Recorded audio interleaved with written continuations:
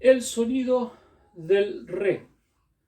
Las notas que van a entrar en juego, bueno, obviamente principalmente es el re agudo, que es esta nota que está acá, ¿no es cierto? Se va a tapar el segundo agujero de arriba hacia abajo y se deja destapado atrás, que tiene esta sonoridad.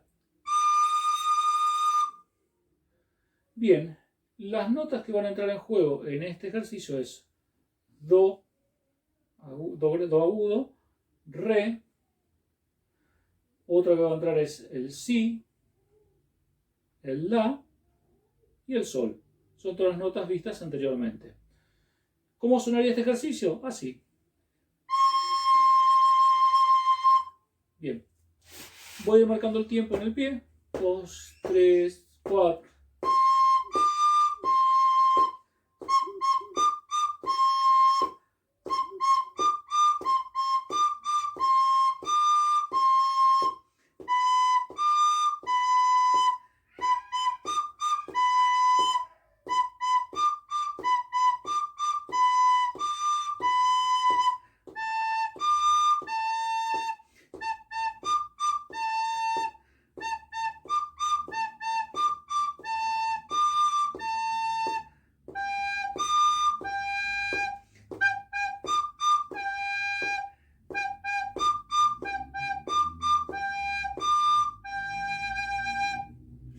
Bien.